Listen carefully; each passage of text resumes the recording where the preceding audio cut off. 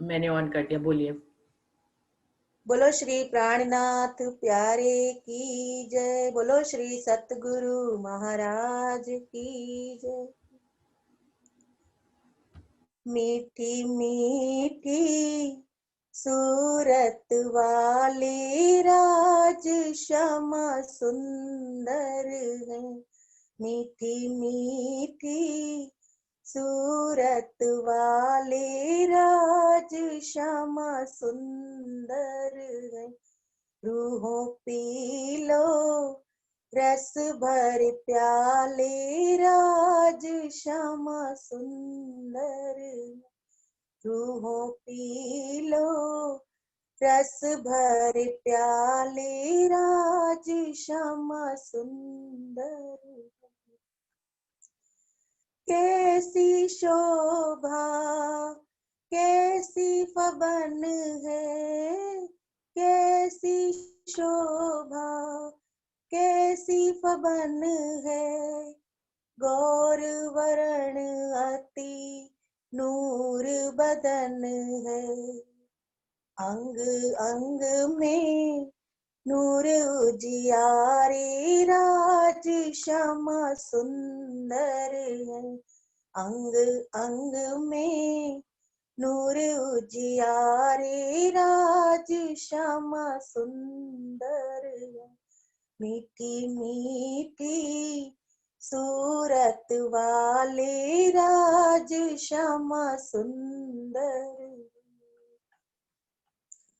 मुखमंडल की नूरी आभा, मुखमंडल की नूरी आभा। रस अधरन की मीठी मधुरता, रस अधरन की मीठी मधुरता। गाल गहरी लालक वाले राज श्यामा सुंदर है। गाल गहरी लालक वाले राज श्यामा सुंदर है। मीठी मीठी सूरत वाले राज श्यामा सुंदर है। जामा पटुका केसरी इजार, जामा पटुका केसरी इजार। पाग पिछोरी करे झलकार, पाग पिछोरी करे झलकार। देखो जगमग भूखन रंगीले राज श्यामा सुंदर है। देखो जगमग भूखन रंगीले राज श्यामा सुंदर है। मीठी मीठी सूरत वाले राज श्यामा सुंदर है। श्यामा जी आनंद स्वरूपा, दुल्हन सुंदर रूप अनूपा। श्यामा जी आनंद स्वरूपा, दुल्हन सुंदर रूप अनूपा। चारों चरण ये जीवन प्यारे राज श्यामा सुंदर है। चारों चरण ये जीवन प्यारे राज श्यामा सुंदर है। मीठी मीठी सूरत वाले राज श्यामा सुंदर है। रूहों पी लो रस भर प्याले राज श्यामा सुंदर है। रूहों पी लो रस भर प्याले राज श्यामा सुंदर है। बोलो श्री प्राणनाथ प्यारे की जय। बोलो श्री सतगुरु महाराज की जय। बोलिए श्री प्राणनाथ प्यारे की जय। बोलिए श्री सतगुरु महाराज की जय। प्रथम लागू दोई चरण को, धनिये न छुड़ाइयो खीन। लाख टली लालेड़िया, मेरे जीव के ही जीवन। इन पाँव तले पड़ी रहूं, धनी नजर खोलो बातून। पलना वालों निरखो नेत्रे, मेरे जीव के ही जीवन। मेरे जीव के ही जीवन। प्रणाम सुंदर साथ जी।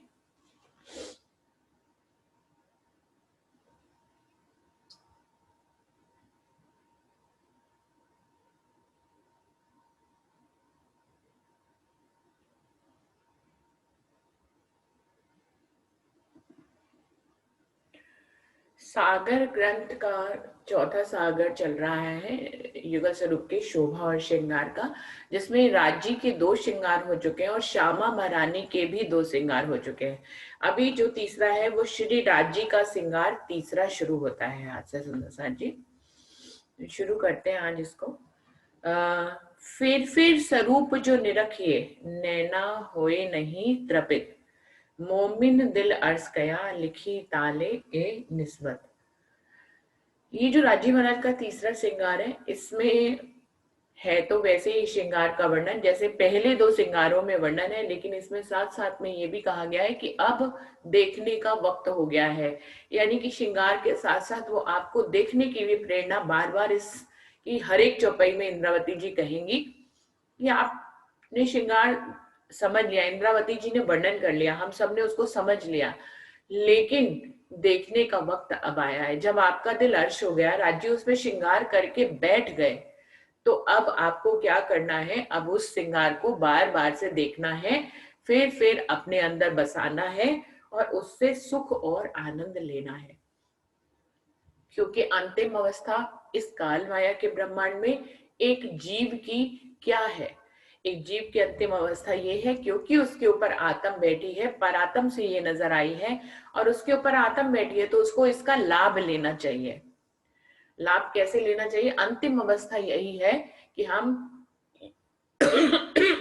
उस युगल स्वरूप के श्रृंगार को बार बार देखें, बार बार अपने दिल में बसाएं, नख से शिख तक उनकी शोभा को बार बार देखते जाएं और उससे सुख और आनंद लें। और इस घड़ी में पल भर की भी देरी ना होए और बार बार सूरत को साधे यहाँ पर, यानी कि जैसे ही हमारा दिल माया में जाए, हम बार बार राज्य के स्वरूप और श्रृंगार को अपनी आंखें बंद करके अपने दिल में बसाएं।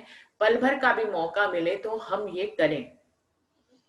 ऐसा करने से अपने आप ही आत्म परात्म दोनों एक हो जाएंगी और राज्य का दीदार हो जाएगा, जो कि हर रूह चाहती है इस काल माया के ब्रह्मांड में आने पे। वो कितना भी इलम पढ़ ले, वाणी पढ़ ले, कितनी मंजिलें चढ़ ले, उसको अंतिम अवस्था यही चाहिए होती है हर रूह को कि वो राज्य का दीदार करे और उनसे प्रेम और इश्क ले।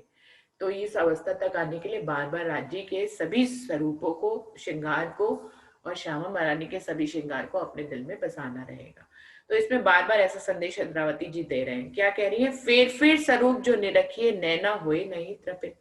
बार बार राज्य के श्रृंगार को देखें। इंद्रावती जी अपने दिल का हाल बता रही है कि मैं बार बार राज्य के स्वरूप को देखती हूँ, पर मेरे नैनों को तृप्ति नहीं मिलती है, वो प्यासे ही रहते हैं, वो बार बार राज्य का दीदार करना ही चाहते हैं। ऐसी लगन रूह के अंदर लगे तो कहना ही क्या, इंद्रावती जैसी, कि एक बार दीदार किया तो फिर दीदार करना चाहे। अभी हम लोग किस अवस्था पे हैं कि समय निकालकर राज्य के स्वरूप और श्रृंगार को पढ़ते हैं, उस पल तो राज्य के स्वरूप और श्रृंगार में खोते भी हैं, इसमें कोई दो राय नहीं है, उससे सुख भी लेते हैं, लेकिन फिर जो है घर गृहस्थी के काम या जॉब के काम में हम चले जाते हैं, तो हम बार बार राज्य के स्वरूप और श्रृंगार पे अपनी सुरता को साधना भूल जाते हैं। भले चाहे मुझे ऑफिस में कई बार 1-1 घंटे का समय मिल जाता है खाली रहने का, लेकिन उसमें भी पेंडिंग काम निपटाने की पड़ जाती है, या कभी-कभी रेस्ट हो जाता है कि चलो भाई रेस्ट ही कर लेते हैं, आज काम नहीं है। तो इस तरह के ख्याल रहते हैं, जबकि ख्याल क्या होना चाहिए कि राज्य की का स्वरूप श्रृंगार जो हमने सुबह देखा है, जिसमें हम मगन हुए हैं, उसी को फिर से हम अपने दिल में दोबारा से उतारें। ऐसा मैं अपने हिसाब से बता रही हूँ, मैं अपनी प्रकृति के, अपने शेड्यूल के हिसाब से बता रही हूँ। बाकी सुंदर साथ अपने हिसाब से इसको समझेंगे कि इंद्रावती जैसी लगन कि फेर फेर स्वरूप जो निरखी है, नैना होई नहीं तृपित, नैनों को तृप्ति ही नहीं मिलती, उनको प्यास बनी रहती है, लगातार बनी रहती है प्यास, कि वो बार बार ऐसे स्वरूप को निरखें। मोमिन दिल अर्ज कया लिखी ताले ए निस्बत, वो कह रहे हैं परमधाम के मोमिन जो आत्माएं यहाँ पे आई हैं, उन्हीं का दिल अर्श किया है राज्य महाराज ने, और उन्हीं के दिल में श्रृंगार करके बैठे हैं। तो उनके भाग्य में तो ये लिखा ही है, उनकी तो राज्य महाराज से निस्बत ही है, और उनके भाग्य में ही लिखा है कि वो राज्य शाबा जी के युगल स्वरूप के श्रृंगार को बार बार देखें और अपने दिल में बसाएं, और उनसे अनेकों सुख और आनंद लें, प्रेम के, इश्क के, निस्बत के, वाहिदत के, हर प्रकार के सुख वो लें। क्या कह रही है आगे? चाहिए निस्दिन हक अर्स में, और इत हक खिलवत होए निमक ना न्यारे, इन दिल जेती अर्स न्यामत। वो कह रहे हैं कि हर, अब होना क्या चाहिए कि राज्य महाराज तो हर पल, हर दिन, हर घड़ी कहाँ रहते हैं? अपने घर में ही तो रहते हैं। अब हम लोग जॉब करते तो अपने घर में नहीं रहते, लेकिन वास्तव में एक गृहिणी कहाँ रहती है? अपने घर में ही रहती है।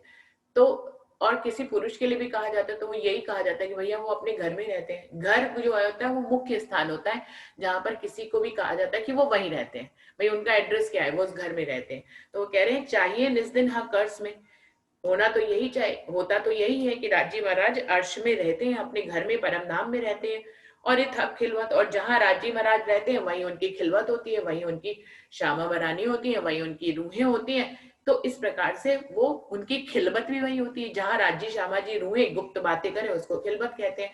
तो कह रहे हैं कि राजी महाराज हर पल, हर घड़ी, हर दिन कहाँ रहते हैं? अपने परम धाम में रहते हैं, अर्श में रहते हैं, और जहां राजी होते हैं वहीं उनकी खिलवत होती है, वहीं उनकी कुछ बातें होती है, वहीं उनकी प्रेम की लीला होती है, वहीं उनकी इश्क की लीला, वायदत की लीला होती है।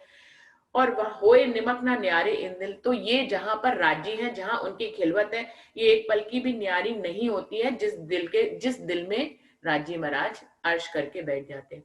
अब राजी महाराज अर्श करके बैठ गए, यानी कि उन्होंने अपना घर बना लिया रूहों के दिल को। अब जब रूहों के दिल को घर बना लिया तो वो मीठी बत्तियां कहाँ बैठ के करेंगे? वहीं बैठ के करेंगे। तो खिलवत कहाँ हो जाएगी? खिलवत भी रूहों के दिल में आ जाएगी।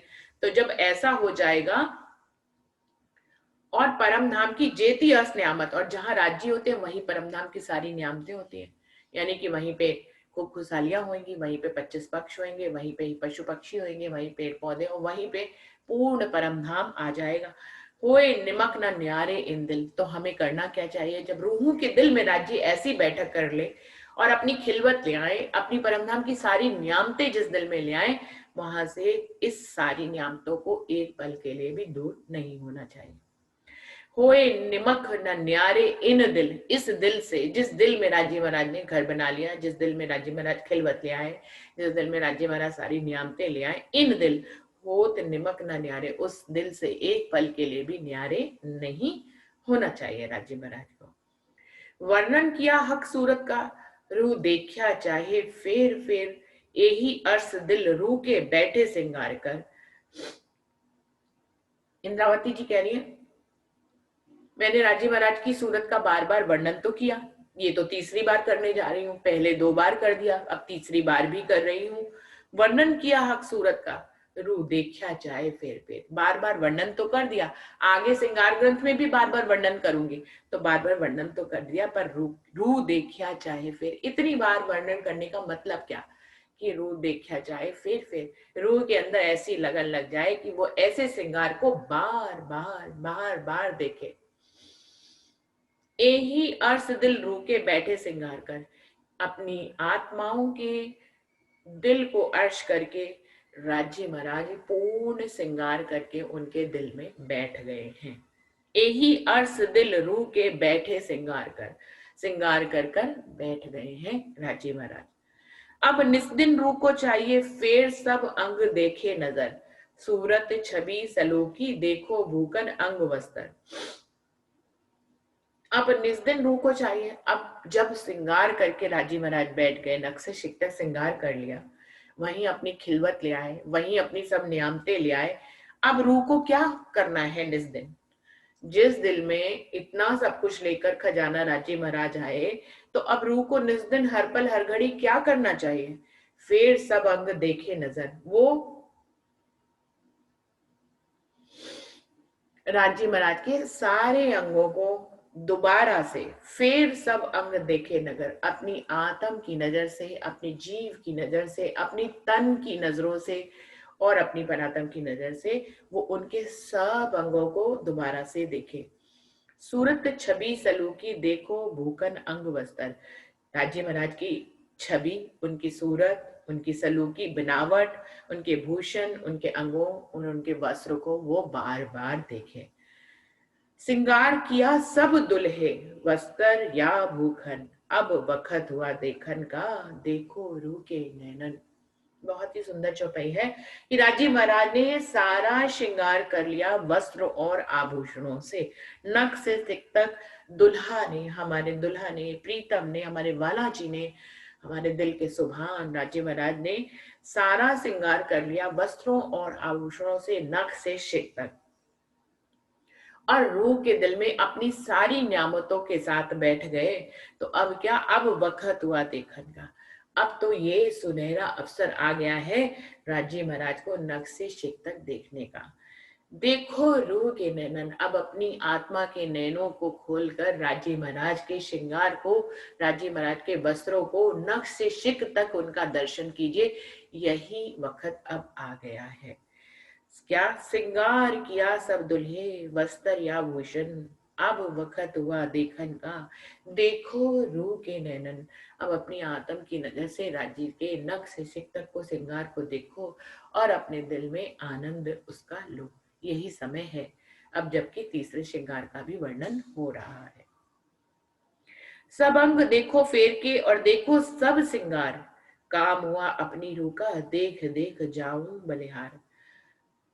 सब अंग देखो फिर के, बार बार एक ही संदेश दे दिया, दोबारा से सारे अंगों को देखिए, बार बार देखिए, बार बार देखिए और देखो सब श्रृंगार, बार बार उनके श्रृंगार को देखिए, बदलते हुए श्रृंगार को देखिए। मन नहीं भरता इंद्रावती का, क्योंकि पल भर में अनेकों श्रृंगार बदल जाते हैं, तो किसको देखे? अभी एक श्रृंगार से दिल भरता नहीं कि श्रृंगार किसी रूह की चाहना से फिर बदल जाता है। अभी उससे मन नहीं भरता है कि तीसरा श्रृंगार आ जाता है, अभी उससे मन नहीं भरता है कि चौथा श्रृंगार आ जाता है। तो रूह को तो कोई काम ही नहीं है सिवाय राज्य के श्रृंगार को देखते। जो रूह, जिस रूह का दिल अर्श हो गया, जहां पर राज्य सब नियामतों से आ गए, वहां पर पल पल में श्रृंगार बदल रहा है और रूह उसी में खोई जा रही है। उसके नैनों को तृप्ति नहीं मिल रही है क्योंकि श्रृंगार पल भर में ही बदल रहे हैं। सब अंग देखो फेर के और देखो सब श्रृंगार, काम हुआ अपनी रूह का देख देख जाऊं बलिहार। और ऐसे श्रृंगार पर बार बार इंद्रावती जी कह रही है, बलिहारी जाती हूँ और मेरी रूह का तो सारा काम ही हो गया। जो रूह यहाँ पर खेल देखने आई उसका अंतिम अवस्था आ गई, अब उसको क्या काम रहा? काम हुआ अपनी रूह का क्या मतलब है कि जिस अवस्था पे पहुंचना था वो अवस्था पे पहुंच गई, काम हो गया, यानी कि टारगेट तीर निशाने पे लग गया। काम हुआ अपनी रूह का देख देख जाऊं बलिहार। अब तो मेरी रूह राज्य में ही मगन हो गई है, मेरी रूह का काम खत्म हो गया है, यानी कि वो अपने अंतिम अवस्था पे पहुंच गई है। और अब मैं राज्य के श्रृंगार पर बारी बारी जाती हूँ, मैं अपने प्रियतम पे, अपने दुल्हे पे, अपने वाला जी पे मैं बारी बारी जा रही हूँ। मुझे यहाँ तक उन्होंने पहुंचा दिया है। रूह चाहे बका स्वरूप की करके नेक वर्णन, देखो शोभा श्रृंगार पहनाए वस्त्र भूखन। अब जब रूह राज्य में मगन ही हो गई है, फिर राज्य उसको मैं खुद ही दे देते हैं, अर्श की मैं खुद ही। जब रूह इस अवस्था तक पहुंची तो फिर उससे वर्णन भी कराएंगे। यहाँ तक पहुंचाने का काम निर्फल थोड़ी ना करेंगे, उसको फिर से दुनिया में वर्णन करने के लिए फिर से उसकी रूह का काम लेंगे, उससे एक मेहनत लेंगे, एक सेवा लेंगे।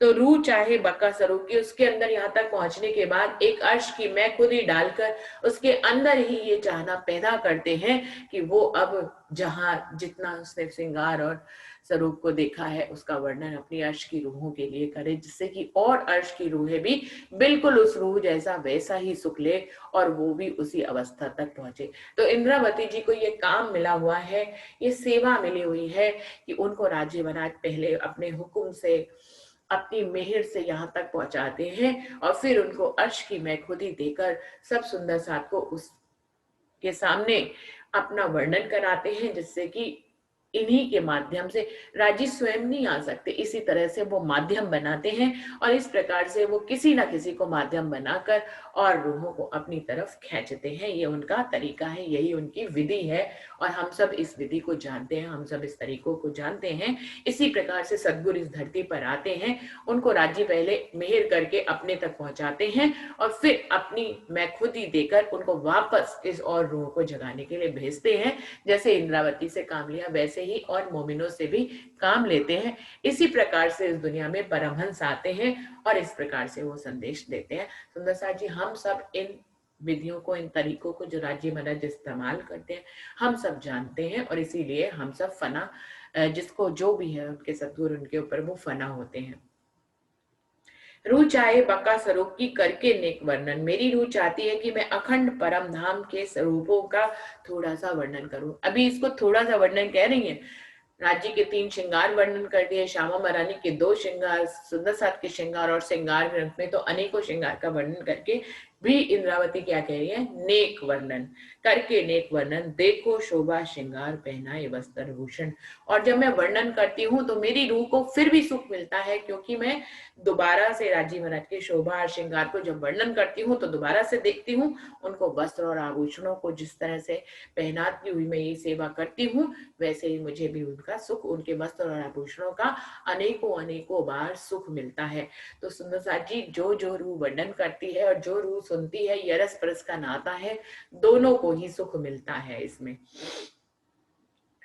सो देखो शोभा श्रृंगार पहनाए वस्त्र भूषण, तो मैं वर्णन करते हुए राजी महाराज के वस्त्रों और आभूषणों का वर्णन करती हूँ, उनकी शोभा और श्रृंगार का वर्णन करती हूँ और इस प्रकार मैं वर्णन करते हुए अपने इन स्वरूपों को देखती हूँ। कलंगी दुगदुगी पगड़ी देख नीके फेर कर, बैठ खिलवत बीच में खोल रूह की नजर। शुरुआत कर रहे हैं, कलंगी दुगदुगी पगड़ी, राजी महाराज की पाग, उसके ऊपर लगी हुई दुगदुगी और सुंदर कलंगी, देख नीके फेर कर। फेर क्यों कह रही है, क्योंकि पहले 2 श्रृंगार तो वर्णन कर ही चुकी है ना, तो क्या कह रही है, जैसे पहले देखा है फिर देखो, यही तुम्हारा काम है, यही तुम्हारी रहनी है, यही तुम्हारी कहनी है, यही तुम्हारा तीर्थ है, यही तुम्हारी परिक्रमा है, इसको बार बार करो, देख नीके फेर कर, बार बार ऐसे स्वरूप और श्रृंगार को देख कर अपने स्वरूप सुहान दूल्हे का परिक्रमा करो, उनका चितवन करो। बैठ खिलवत बीच में खोल रूह की नजर, अपने अर्श दिल में जो राजी महाराज खिलवत खाना लाए हैं, उस खिलवत के बीच में अपनी रूह को बैठा और अपनी रूह की नजर को खोल। इंद्रावती जी ऐसा संदेश हमें बार बार दे रही है।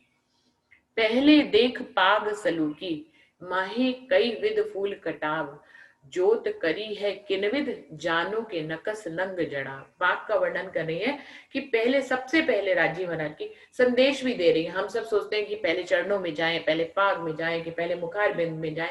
वैसे तो रूह के दिल की पातशाही है, वो चाहे तो पहले चरणों में जाए, पहले तो चाहे तो मुखार बिंद पे जाए, चाहे तो पहले पाग, कलंगी और दुगदुगी को देखे, उनके सबसे ऊपर शीश कमल पे विराजमान गौरवमयी पाक को पहले देखे। तो अलग अलग जगह पे अलग अलग वर्णन किया है, कहीं पहले चरणों को देखने की बात कही, कहीं पहले उनके नूरी मुखारबिंद को देखने की बात करी और कहीं पे पाक को देखने की बात कर रही है। तो क्या कह रही है, पहले देख पाग सलोकी, सबसे पहले अपने प्रियतम दूल्हे की पाक को देखिए, उसकी बनावट को देखिए कि उसमें कितने तरह के फूल और कटाव बने हुए हैं और किस तरह की नूर की रोशनी, जिससे कि जिसमें उतने नकश जड़ाव नग के किए हुए हैं और उनकी रोशनी पूरे आसमान, पूरे अर्श में भरी हुई है। ऐसी पाग की बनावट को आप सबसे पहले देखिए। देख कलंगी जोत सलोकी, जेता हर सबका, सो सारा ही तेज में पूरन भया प्रकाश। उसके बाद उस पे लगी हुई दुगदुगी, उसके ऊपर लगी हुई कलंगी की ज्योति को देखिए, जिसने पूरे परमधाम के अवकाश को यानी कि खाली स्थान को भर रखा है। चारों तरफ उसी का तेज फैला हुआ है और ऐसे लगता है पूर्ण परमधाम एक प्रकाश मय हो गया है। ऐसे लगता है वो नूरी परमधाम नूर नूर में ही रल गया है। नूरी तो है ही है, ऊपर से कलंगी की नूर मिलकर आपस में नूर नूर नूर हो गए हैं, नूर में झलमिला रहे हैं। और खूबी इन कलंगी और दुगदुगी सलूक और पाग छवि रूह देख के होए जात नहीं भूख भूख।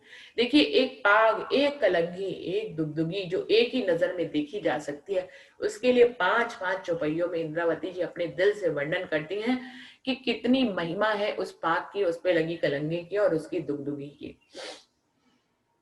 तो क्या कह रहे हैं, और इस कलंगी और इस दुगदुगी की बनावट, उसकी शोभा, उसके नूर को देखिए। और ऊपर से जिस पाग के ऊपर ये लगी हुई है, हे मेरी आत्म, हे मेरी रूह, तुम उस छवि को बार बार देखो, उस पाग को देखो, उस कलंगी और उस दुगदुगी को देखो। लेकिन तुम इन सबको देख कर इंद्रावती जी अपनी आत्म को फटकारते हुए कह रही है, हुए जात नहीं भूखती, तू टुकड़े टुकड़े क्यों नहीं हो जाती है। और ऊपर से उन सब का वर्णन करती है अर्श की मैखुदी लेकर। ये इंद्रावती अपने रूह के भाव से कह रही है, पर राजी ही उनसे वर्णन करा रहे हैं, तो इसमें कोई उनका वो नहीं है कि उनकी आत्म टुकड़े टुकड़े क्यों नहीं हो रही है। यदि उनको ही खत्म कर दिया जाएगा तो वर्णन कौन करेगा। तो ये सब राज्य का हुक्म है, उनकी मेहर है हम सब रूहों पे कि इंद्रावती से ऐसा वर्णन कराकर उन्होंने वो नियामत हम सब रूहों के लिए भेजी है। देख सुंदर स्वरूप धनी को, ले हृदय कर हेत, न देख नैन नीके कर, सामी इसारत तो को दे। क्या कह रहे हैं, देख सुंदर स्वरूप धनी को, अपने धनी के ऐसे सुंदर स्वरूप को, हे मेरी आत्म, हे मेरी रूह, तू बार बार निहार, उनको देख। ले हृदय कर है, तो बड़े प्रेम से उनको अपने हृदय में ऐसी सूरत, ऐसी छवि को, ऐसी सलूकी को अपने दिल में बसा ले, हे मेरी रूह। देख नैन नीके कर, सामी इसारत तो को देख। और अब तू अपने दूल्हे के नैनों में देख, देख कितना प्रेम भरा हुआ है। देख नैन नीके कर, बहुत ही प्रेम से अच्छी तरह से अपने दूल्हे के नैनों को तू देख। सामी इशारत तो को देख, किस तरह से वो तेरे को इशारा करते हैं, प्रेम भरे बाण तेरे ऊपर चलाते हैं और तू ही उसकी पात्र है, तभी तो तुझे अपनी तरफ बुलाते हैं। सामी इशारत तो को देख, उनके नैनों में देख कि कैसे तेरे और इशारा कर रहे हैं। उनके ऐसे इशारों को पाने के लिए परमधाम की रूहें हमेशा ही ललायत रहती हैं। और तुझे तो ये सुअवसर अपनी मेहर से राज्य महाराज ने खुद ही दिया है, तो तू उनके नैनों को, उनके नैनों में भरे हुए प्रेम को अच्छी तरह से देख और उन इशारों को समझ जो तुझे राज्य अपने नैनों से इशारे कर रहे हैं। नैन रसीले रंग भरे, भ्रौ भकुटी बंकी अति जोर, भाल तीखे निकसे फुटके, जो मारत खेच मरोड़। राजी महाराज के नैन रंग और रस से भरे हुए हैं। कौन से रंग और कौन से रस से? प्रेम के रंग और प्रेम के रस से भरे हुए हैं, इश्क के रस से भरे हुए हैं। और उन नैनों के ऊपर जो भ्रकुटी आई है, बंकी अति जोर, एकदम तीखे बाण जैसी जो है उनकी भ्रकुटी है।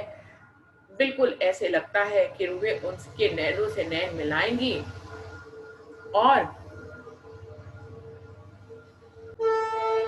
उनके नैनों से नैन मिलाएंगी और बस घायल हो जाएंगी।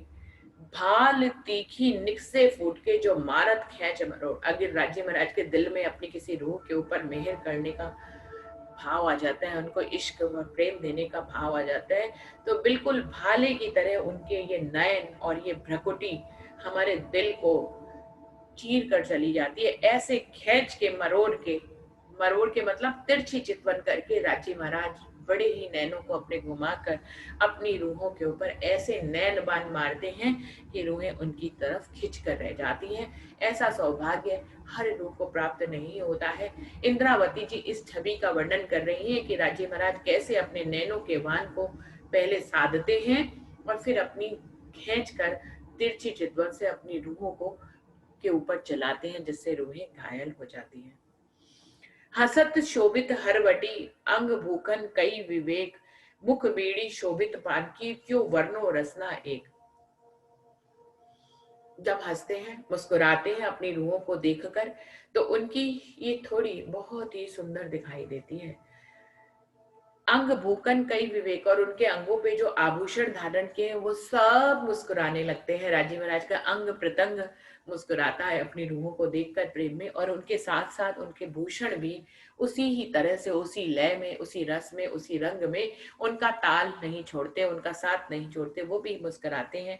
और मुख बीड़ी शोभित पान की क्यों वर्णो रसना एक। और फिर जब राजी महाराज ऊपर से पान बीड़ा खा लेते हैं तो उनकी लालिमा अधरों की जो होती है उसके बारे में क्या कहें।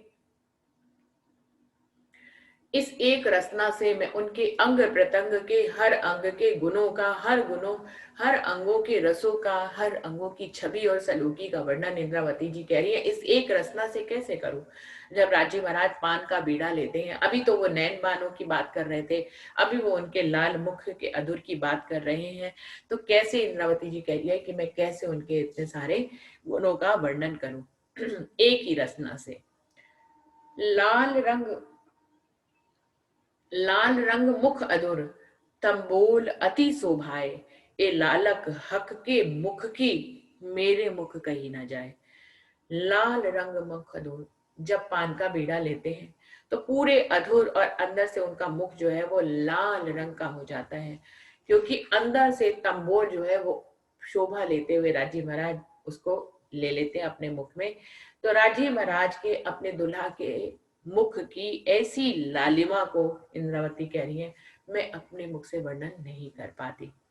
किसी भी तरह से कोई भी शब्द मुझे मिलते नहीं है कि मैं राजी महाराज के ऐसे लालिमा युक्त मुख की और उनके तंबोल से सुंदर उनके मुख अधरों की शोभा का वर्णन मैं इस जुबान से कर सकूं। गौर मुख अति उज्जवल और जोत अतंत ए क्यों रहे रू छवि देख के ऐसी हक सूरत। राजी महाराज का मुखारविंद बहुत ही सुंदर और उज्जवल है और उसकी रोशनी तो अतंत है। उसके बारे में तो आपको क्या कहें कि कहां तक उसकी रोशनी जा रही है। कह रहे हैं राजी महाराज की हक की ऐसी सुंदर सूरत और ऐसी सुंदर छवि को देखकर मेरी रूह कैसे टिकी हुई है, इस बात का मुझे आश्चर्य होता है। अति उज्जवल मुख निलवट सुंदर तिलक दिए, अति शोभित नासिका सबंग प्रेम पिए। राजी महाराज का मुख सुंदर उज्जवल है, उनका निलवट, उनका मत्था भी सुंदर है, उज्जवल है, और ऐसे उज्जवल निलवट पर उन्होंने बहुत ही सुंदर तिलक बना हुआ है जो उनके अंगों की ही शोभा है। तिलक पर सफेद रंग का तिलक है, अंदर लाल बिंदी है और उसके चारों तरफ छोटी छोटी बिंदियों की किरकिरी यानी कि कांगड़ी बनी हुई है। अति शोभित है नासिका सबंग प्रेम पिए। और राजी महाराज की ये जो तिलक है जो उनके निलवट पर है वो उनकी नासिका को छूते हुए जाता है, तो उनकी नासिका भी बहुत सुंदर शोभायमान है और ऐसे लगता है कि राजी महाराज के सभी अंग प्रत्यंग में प्रेम ही प्रेम भरा है। सब अंग प्रेम पिए। राजी महाराज के सारे अंगों से रूहें भी सभी अंगों से उनके रस को पीती हैं और राजी महाराज के भी सभी अंग प्रेम से भरे हुए हैं और वो अपनी रूहों को अपना ये सुख देकर उनसे ये अरस परस वैसा ही सुख लेते भी हैं।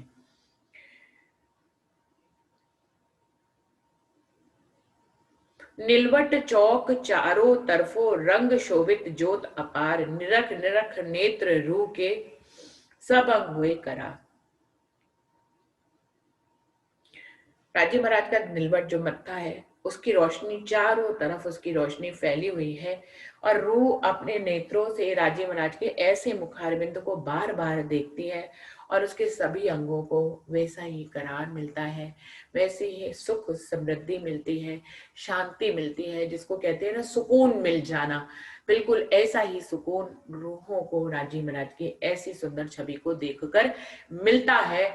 लेकिन ये अरस परस का नाता है, वहीदत का नाता है। जितना सुख रूह राज्य को निहार कर लेती है, जितना सुकून रूह पाती है राज्य को देखकर, बिल्कुल उतना ही सुकून राज्य पाते हैं अपनी रूह को देखकर। देख निलवट तिलक मुख भौं भासत अति सुंदर, सब अंग ग्रहण करके ले रूह के नैनो अंदर। राजी महाराज का निलवट मत्था, उस पे शोभायमान तिलक, उनका मुखारबिंद, उनके नैन, उनके नैनों के ऊपर की भौएं बहुत ही सुंदर हैं। ऐसे एक एक करके सारे अंगों को दृढ़ करके अपने रूह के नैनों में बसा ले हे मेरी आत्म। इंद्रावती ने तो ये सब कर लिया है। ये वाणी की चौपाइयों के माध्यम से वो हमें ये बार बार संदेश दे रहे हैं कि राज्य महाराज का तीसरा श्रृंगार चल रहा है। इस प्रकार से राज्य के हर एक अंग प्रत्यंग के बारे में चितवन करके एक एक अंग पर घंटों चितवनी करिए, जिससे कि वो अंग पूरी तरह से हमारे नैनों में, हमारे हृदय में बस जाए। ऐसा संदेश इंद्रावती जी हमें दे रही हैं।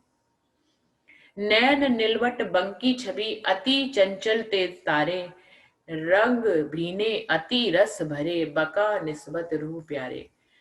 तो राजी महाराज के नैन बहुत ही बाकी छवि वाले हैं, बहुत ही चंचलता है उसमें, बहुत ही उनके तारों में रोशनी है। ऐसे राजी महाराज के सुंदर नैन हैं, रंग और रस से भरे हुए हैं, उससे भीगे हुए हैं, नहाए हुए हैं।